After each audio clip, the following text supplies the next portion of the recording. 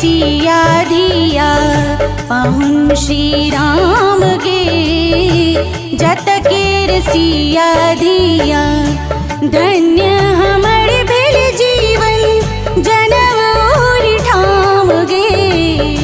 धन्य हमर भेल जीवन जनम ओरि ठाम गे। जतकेर सिया धिया पाहुन श्री राम गे। जतकेर सिया धिया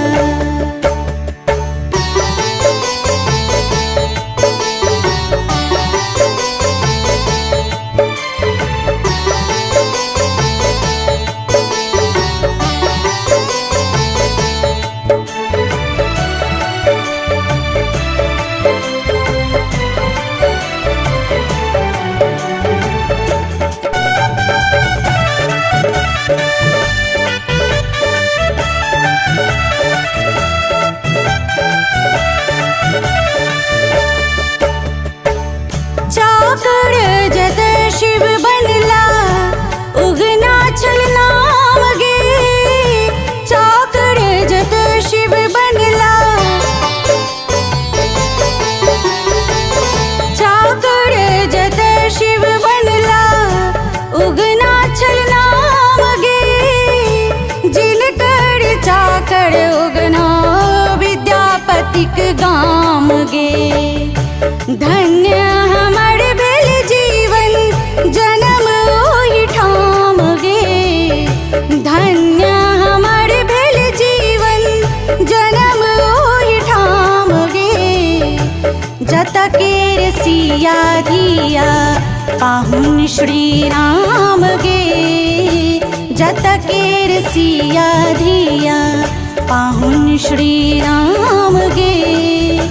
जतकेर सिया धिया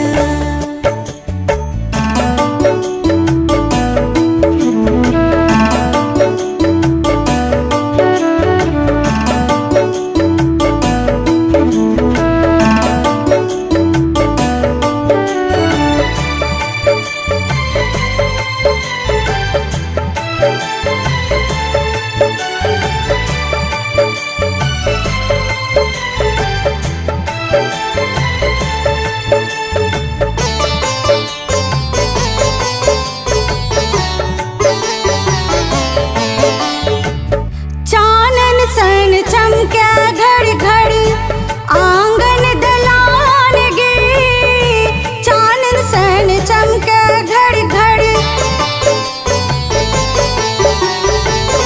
चानन सन चमक्या घड़ घड़ आंगन दलान गे।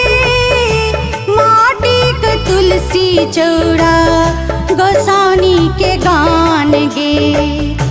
धन्य हमर भेल जीवन जनम ओहि ठाम गे।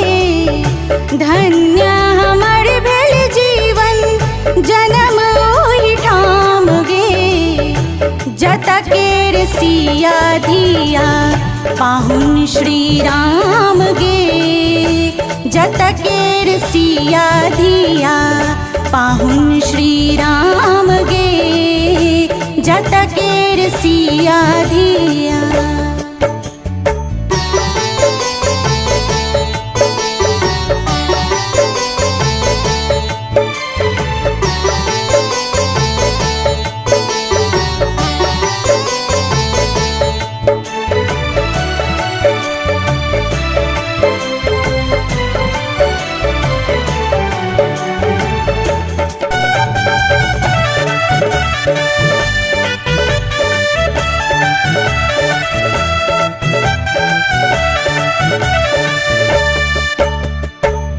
राजा जनक के नगरी जग में महान गे।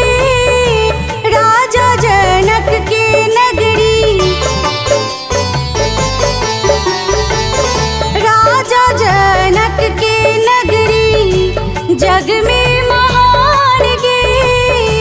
भरल बसंतक नैना कोक गुमान गे। धन्य हमर भेल जीवन जनम ओहि ठाम गे। धन्य